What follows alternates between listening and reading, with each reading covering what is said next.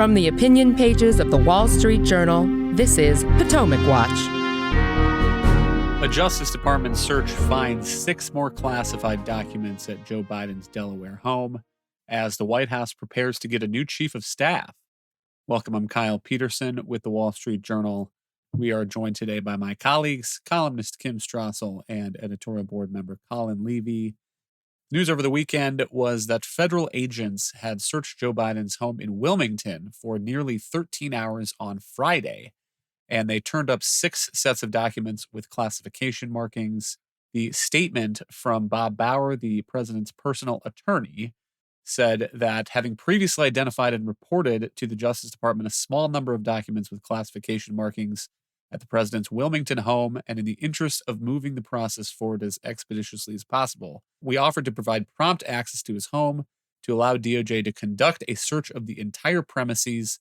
And reportedly, the documents that were taken, Kim, some were from President Biden's term as vice president, some were from his senatorial days, and then the Justice Department also took some personally handwritten notes for further review.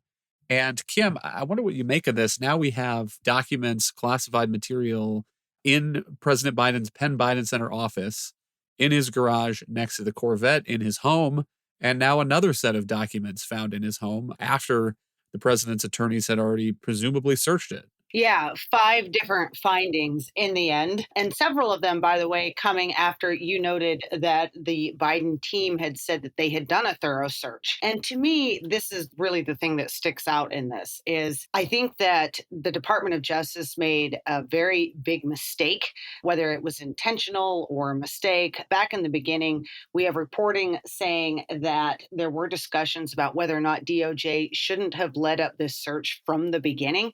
They clearly should have. Instead, they allowed attorneys for the president who didn't even have security clearances to go in and do these searches of his home and of his beach home in Rehoboth, leading to this very bizarre set of protocols that were explained by the attorneys, whereby if they ended up finding a document, they cleared the room supposedly and called in the Department of Justice to take over getting the document because they weren't supposed to see it. And guys like former federal prosecutor Andrew McCarthy, who writes for National Review, have called this absolutely mind-boggling that the Department of Justice, once it was clear that the president had in his possession classified material from his former time in office, that they should have gone in immediately and taken over this process. Instead, they allowed the Biden team to do it.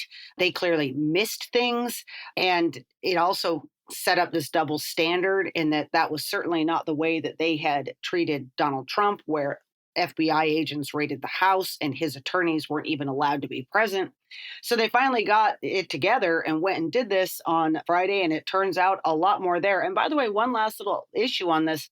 Very odd phrasing from the president's lawyer saying that they found 6, quote, items with classification levels accorded to them. It's not clear if they have found 6 more documents or if, for instance, there was a whole box, for instance, of classified documents and that was one item. We're still waiting to find that out. Yeah, the exact phrase that the president's lawyer here says is 6 items consisting of documents with classification markings and surrounding materials. The other point of juxtaposition, I think, is the president's remarks on Thursday, a day before the search of his house apparently took place. Listen to this. This is President Biden speaking to reporters. As we found a handful of documents were filed in the wrong place. We immediately turned them over to the archives of the Justice Department. We're fully cooperating and looking forward to getting this resolved quickly. I think you're going to find there's nothing there. I have no regrets. I'm following what the lawyers have told me they want me to do. It's exactly what we're doing. There's no there. Thank you. Colin, no whoops, no sorry. I mean, no regrets. The evidence, at least as we have it right now, is suggestive of at least recklessness. And remember, some of this stuff that was apparently found on Friday related to President Biden's time in the Senate, which goes back to 2009. And so you have to wonder, was he taking things home from the office on the Amtrak in his briefcase? And for what purpose did it sit there for now more than a decade? Yeah, I had the exact same reaction, Kyle, because when you see that those documents came from different periods in his time in public office, it really starts to beg the question of what was he doing with it? Why were there these scattered documents from different time periods? It's not as though, okay, there was one folder and they all came from the same time period and maybe a staffer stuck it in a drawer and nobody really knew that it was there. This starts to look a little bit more like hand-picked, cherry-picked documents. You start to wonder if there could be some sort of a collection here. I think it just raises a lot more questions about why he had these documents, whether it was just, as you say, recklessness. And also I think as a matter of looking at this from a process standpoint, I think we need to ask some really serious questions about what the safeguards are on the handling of these documents. Obviously, the principal is ultimately responsible. Obviously, the buck stops with the vice president, with the president, with the senator, with whoever is actually the one with the security clearance. But, let's say there's a day and he's looking at these documents in his office and sticks them in a drawer. How is it possible that these things weren't found when he left the vice presidency? How was there not a backstop here where there was a sweep done of every single place where any classified document had ever been held? So I think we need to both look at the front men here in terms of how decades in public service maybe make you excessively casual or cavalier with very serious national security documents, and also look at what we can do going forward. I think there's going to be a lot of questions, what we can do to make sure that this kind of thing, if it was just a whoops moment, doesn't happen again. It's not okay. It's not okay to be casual about it. It's not okay to have no regrets about it. There has to be a way to stop this from happening with other documents in the future. Kim, the Biden team seems to be making the argument that the real difference between his conduct and President Trump's conduct is that President Biden is complying. He voluntarily allowed this search. And I wonder what you make of that, particularly given some arguments, some commentators are making the argument that President Biden essentially had no choice here because we were at a point where the Justice Department could have gotten a warrant to do the search anyway. And so if Biden is facing that prospect, why not comply? And the other thing I would throw in here too, and you mentioned the legal commentator, Andy McCarthy, he's also pointing out that in the timeline that the president's personal attorney, Bob Bauer, has given for the origins of this, the first documents were found on November 2nd. And apparently the attorneys who found them then notified the White House and they notified the National Archives. On November 3rd, the National Archives informed the National Archives Inspector General. And then the next day, it was the Inspector General who informed the Justice Department. And Bob Bauer is saying that in this timeline that the president's attorneys always assumed that the Justice Department would get involved in here somehow.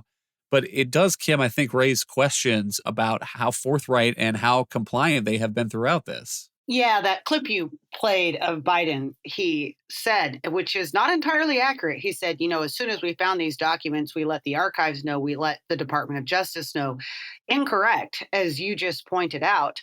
And I think it is a very important point. They went to the National Archives. Well, first of all, the attorney found it at the Penn Biden Center, and he called the White House, okay? His first call was not the Department of Justice or the FBI or the archives. He got in touch with the White House.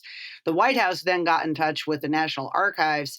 Somehow the National Archives Inspector General found out and then reported it to the Department of Justice. But this was not the White House rushing to let the Department of Justice know that it had mishandled documents and coming clean. It could very well have been that the White House was hoping that they'd return these to the National Archives, that National Archives would simply take possession and the whole thing would go away and it would never come out on the press and the Department of Justice wouldn't have been involved. But it certainly undermines the argument that our first and only goal here has been to let DOJ know everything up front. That's not the case. The other thing that I think is just really notable about this, and you mentioned subpoenas, the Wall Street Journal had an article early last week. It was a bit of a scoop saying that the Department of Justice had early discussions with the Biden team about the possibility of the FBI going in to do a search and taking this over in the beginning. And instead, all sides had agreed it would be better if the Biden team did this. And there was this very odd reasoning for this presented in the Journal article saying that Department of Justice felt that it would be problematic to go in there without a search warrant because it might complicate duplicate their efforts to get a search warrant later.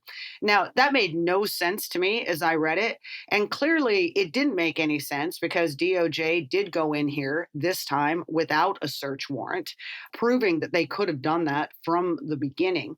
And I think you're right, Kyle. Look, the White House's protestations, well, we did this, we invited them to do this. It's taking a little bit of credit for a situation that they understood they really didn't have much of a choice in. If they had said no, we're not going to give you access to the president's residence, then it's incredibly likely that DOJ would have sought a search warrant and incredibly likely that they would have received it, given that the evidence was already there that there was outstanding classified material in these residences, and therefore a high likelihood that there is more, as indeed there was.